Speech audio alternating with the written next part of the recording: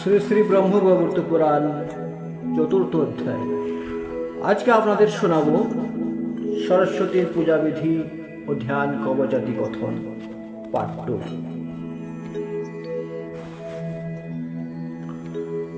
দক্ষিণ হস্তেতে গুটি করিয়া ধারণ, তোমারে পূজিবে যেই ভক্তিযুক্ত মন। দক্ষিণ হস্তেতে গুটি করিবে ধারণ, তোমারে করিবে স্তব যত সুধীজন।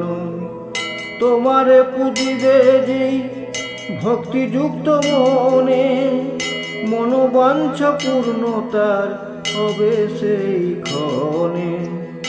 এই কথা বলি কৃষ্ণ আনন্দিত মন, প্রথমে তাহার পূজা করে সমাপন। এই কথা বলি কৃষ্ণ আনন্দিত মন, প্রথমে তাহার পূজা করে সমাপন। অনন্তর ব্রহ্মা বিষ্ণু শিব যারা ছিল, ভক্তি ভরে এক মনে দেবীরে পূজিল। অনন্ত মুনীন্দ্রগণ আর দেবগণ, শৌনকাদি মুনি মনু করিলা পূজন। সকলে পূজিল তারে ভক্তি ভরে অতি, তিন ভুবনের পূজা পান সরস্বতী। এত শুনি মাঘ মাসে আনন্দ হইলাম, বিস্মৃত জানিতে তবে পুনঃ জিজ্ঞাসিল। কহিলা নারদ ঋষি কহ ভগবান, স্তব ধ্যান তার পূজা পূজার বিধান। কিরূপ কুসুম আর কিরূপ চন্দন, দেবীর পূজাই লোকে করিবে অর্পণ।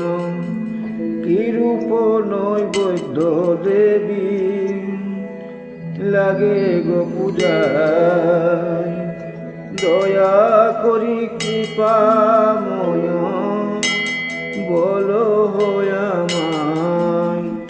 এতে বচন শুনে কহে নারায়ণ, বিস্তারি কহিব সব শুন দিয়া মন। বুঝিবে দেবীরে সবে কান শাখা মতে, শাস্ত্রের বিধান ইহা জানিও জগতে। মাঘ মাসে শুক্ল পক্ষে চতুর্থী দিবসে, বিদ্যারম্ভ পূর্ব দিনে মনের হরসে। সঙ্গম করিয়া থাকি অহিমতিমান, পরদিন যথাবিধি করিবে স্নান।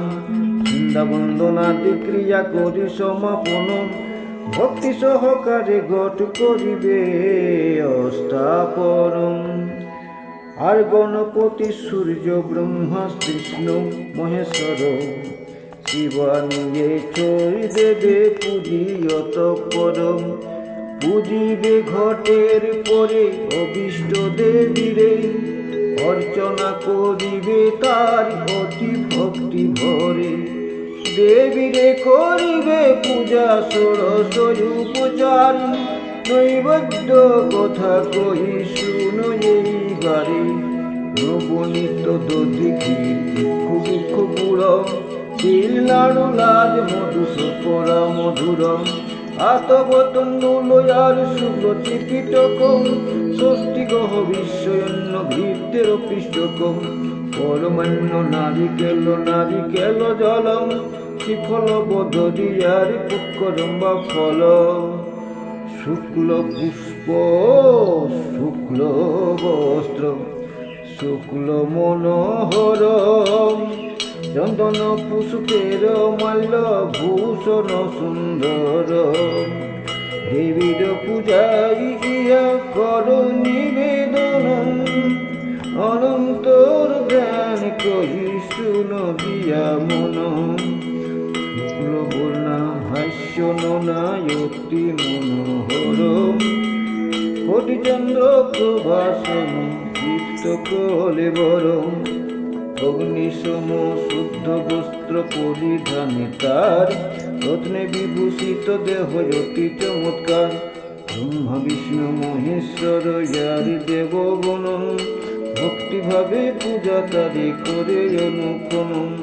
মুনি মন মানবেরা জ্যোতি ভক্তি ভরে, এই রূপে দান করে প্রফুল্ল যন্তরে।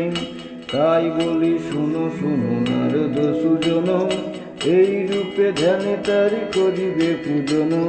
দেবীর কবচ হাতে করিয়া ধারণ, সাষ্টাঙ্গে প্রণাম কর ভক্তিযুক্ত মন।